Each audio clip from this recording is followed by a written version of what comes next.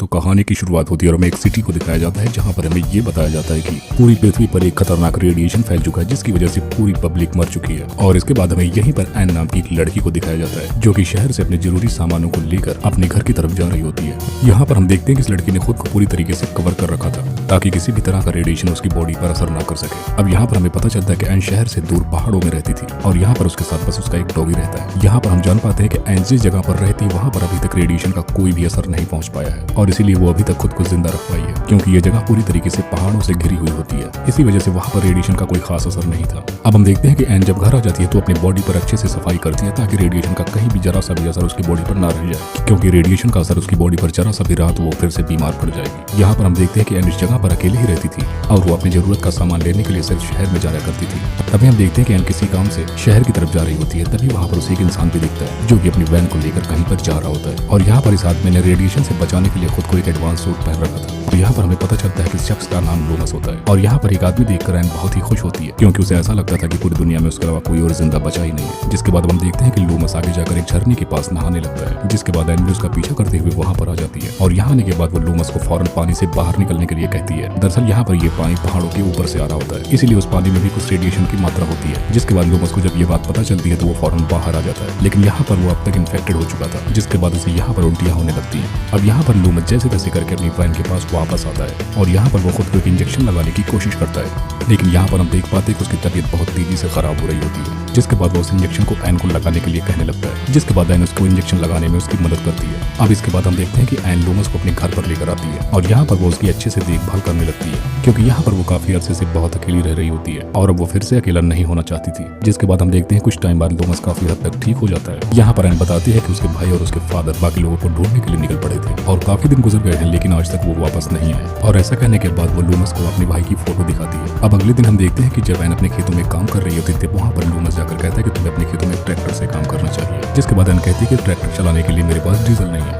और petrol pump से diesel लाने के लिए हमें इलेक्ट्रिसिटी की जरूरत पड़ेगी जो कि बहुत टाइम पहले ही खत्म हो चुकी है। जिस पर लूमस उससे कहता है कि डीजल वहाँ से बिना बिजली के भी निकाला जा सकता है और ऐसा सुनने के बाद एन इसे ट्राई करती है, जिसके बाद वो वहाँ से ईंधन निकालने में कामयाब हो जाती है और ऐसा देखकर एन की खुशी का कोई ठिकाना नहीं होता। अब हम देखते हैं कि ये दोनों वापस आकर जब अपने घर पर डिनर कर रहे होते हैं तब यहाँ पर लूमस अपने बारे में बताता है। यहाँ पर लूमस बताता है कि वो अपने बाकी दोस्तों के साथ एक सरकारी बंकर में रह रहा था और जो सूट पहनकर वो यहाँ तक आया था उसे उसने खुद तैयार किया था, लेकिन उसे वहाँ पर अच्छा महसूस नहीं होता था, जिसकी वजह से वो वहाँ से निकल आया ये सोचकर कि दुनिया में कोई तो ऐसी जगह मौजूद होगी जहाँ पर रेडिएशन इतना ज्यादा नहीं होगा। और अब फाइनली उसने ऐसी जगह ढूंढ रखी है जहाँ पर वो आज मौजूद है। अब हम देखते हैं कि अगली सुबह एन लूमस से कहती है कि हमारा जनरेटर खराब हो चुका है जिसकी वजह से फ्रीजर भी नहीं चल पा रहा है और इसी वजह से मुझे पिछली सर्दियों में खाने को लेकर काफी दिक्कत हुई थी। अब यहाँ पर लूमस को जब पता चलता है कि एन के पास जनरेटर है तब वो उसे ठीक करने की कोशिश करने लगता है, लेकिन वो ऐसा कर पाने में नाकाम रह जाता है। अब यहाँ पर लूमस को एक आइडिया आता है कि वो झरने के पानी से बिजली को बना सकता है, लेकिन उसके लिए इन्हें एक बड़ा सा पहिया बनाना होगा और यहाँ पर पहिया बनाने के लिए लूमस चर्च को तोड़ने का फैसला करता है, लेकिन यहाँ पर एन उसे ऐसा करने से मना करती है क्योंकि ये चर्च उसके फादर ने बनवाया था। अब ऐसा जानने के बाद लूमस चर्च नहीं तोड़ता और वो कोई और रास्ता निकालने की सोचने लगता है। अब हम देखते हैं कि उसी रात लूमस ड्रिंक कर लेता है और काफी ज्यादा नशे में हो जाने के बाद वो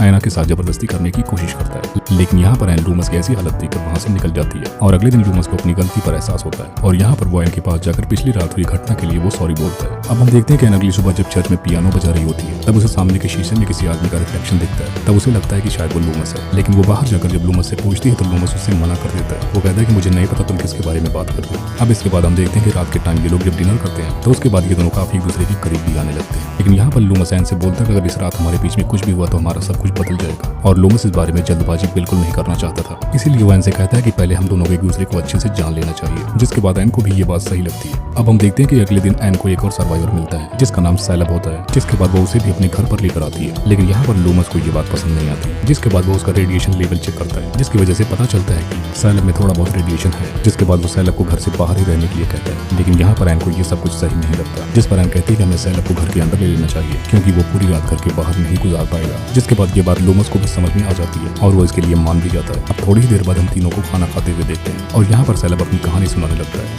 कि जब रेडिएशन फैलना शुरू हुआ था तब वो अपने दोस्तों के साथ एक माइन में काम कर रहा था और रेडिएशन बढ़ जाने की वजह से वो वहीं पर फंस गया था और वहाँ पर उसने अपने दोस्तों के साथ कई दिन गुजारे, लेकिन तभी उसके कुछ दोस्त बाहर जाने की जिद करने लगे, जिसे सुनने के बाद उनके बाकी लोगों के बीच लड़ाई होने लगी और इसी वजह से उन सभी ने एक दूसरे को जान से मार डाला और इस हादसे में सिर्फ वही बच पाया। अब यहाँ पर सैलब ये भी बताता है कि वो यहाँ पर नहीं रुकने वाला बल्कि एक दूसरी जगह पर जाने वाला है जहाँ पर पहले से बहुत ही ज्यादा सर्वाइवर मौजूद है। अब हम देखते हैं अगले दिन सैलब और लूमस जब शिकार कर रहे होते हैं तब वहाँ पर लूमस सैलब को जनरेटर के आइडिया के बारे में बताता है, जो कि आइडिया सैलब को काफी अच्छा लगता है। और डिनर के टाइम जब सैलब एन से जनरेटर के आइडिया के बारे में पूछता है तब एन उससे कहती है कि आइडिया तो अच्छा है और अब तो मैं चर्च को भी तोड़ने के लिए तैयार हूँ। लूमस के पास भी चर्च को तोड़ने के अलावा कोई दूसरा रास्ता नहीं था, जिसके बाद वो तीनों मिलकर उस चर्च को तोड़ने लगते हैं। तभी इसी दौरान सैलब एन को अपने साथ वॉक पर जाने के लिए कहता है और वॉक के दौरान जब ये दोनों बातें कर रहे होते हैं तब सैलब एन को भड़काने की कोशिश करता है। यहाँ पर वो कहता है कि लूमस किसी भी गॉड को नहीं मानता, इसलिए उसने चर्च को ही तोड़ डाला, जिस पर एन कहती है कि वो भले ही गॉड को न माने लेकिन वो आगे का सोचकर ये कर रहा है। और अब ये दोनों जब वापस घर की तरफ आते हैं तब लूमस इन सबको देखकर काफी जलन महसूस करता है और रात के टाइम लूमस एन को अपने पास बुलाकर कहता है कि अगर तुम स्लैब को पसंद करती हो तो इससे मुझे कोई फर्क नहीं पड़ता और तुम दोनों साथ में रह सकते हो। अब यहाँ पर एन को ये सारी बातें काफी बुरी लगती हैं, जिसकी वजह से वो गुस्सा होकर वहाँ से जाने लगती है और इसी बीच एन और लूमस के बीच में काफी दूरियां बढ़ना शुरू हो जाती है। अब हम देखते हैं कि कुछ दिनों बाद ये पहिया बनकर तैयार हो जाता है और इसी खुशी में ये तीनों रात के टाइम पार्टी करते हैं और इसके बाद ये लोग लेक में स्विमिंग करने के लिए जाते हैं और लेक से निकलने के बाद लूमस को रियलाइज होता है कि वो एन को पसंद करने लगा है, इसलिए वो जाकर ये बात एन को बता देता है। लेकिन एन उसकी इस बात पर काफी ज्यादा रिस्पॉन्स नहीं देती, जिसकी वजह से लूमस काफी ज्यादा ड्रिंक कर लेता है और बहुत ज्यादा नशे में हो जाने की वजह से सो जाता है। जबकि दूसरी तरफ एन की नींद उड़ चुकी थी क्योंकि उसे समझ नहीं आ रहा था कि वो लूमस और स्नैप के बीच किसे चुने, क्योंकि वो उन दोनों को पसंद करने लगी थी। और इसी कंफ्यूजन में होकर वो स्लैब के पास जाती है जहाँ पर ये दोनों उसी रात फिजिकल हो जाते हैं। अब अगले दिन लूमस उठने के बाद देखता है कि आना और स्लैब दोनों एक दूसरे के साथ बहुत अजीब बिहेव कर रहे हैं, जिसके बाद वो समझ जाता है कि पिछली रात इन दोनों ने क्या किया है। इसलिए लूमस अगली सुबह बिजली बनाने के लिए स्लैब के साथ जाता है और काम के दौरान वो स्लैब से बताता है कि उसके आने के बाद उसे रियलाइज हुआ कि वो एन से कितना प्यार करता है, जिसके बाद वो उस पहिए को झरने के पास अच्छे से फिट कर देता है और उनका ये सिस्टम चलने लगता है। अब इसी दौरान स्लैब लूमस का सूट पहनकर झरने के ऊपर काम कर रहा होता है और यहाँ पर लूमस एक केबल से स्लैब को सपोर्ट कर रहा था। अब काम करने के दौरान जब स्लैब ऊपर जाने लगता है तभी उसका पैर फिसल जाता है, जिसकी वजह से वो नीचे गिरने लगता है। तभी लूमस केबल का सूट पकड़कर उसे बचा लेता है, लेकिन इसी बीच उसके दिमाग में आता है अगर उसने केबल छोड़ दिया और वो नीचे गिर गया तो उसके और एना के बीच में कोई नहीं आएगा। जिसके बाद सीन यहीं पर कट होता है और यहाँ पर लूमस के घर आने के बाद उससे पिछली रात के लिए माफी मांगती है, जिस पर लूमस उससे कहता है कि माफी मांगने की कोई जरूरत नहीं क्योंकि स्लैब दूसरी सिटी में जाने के लिए निकल गया,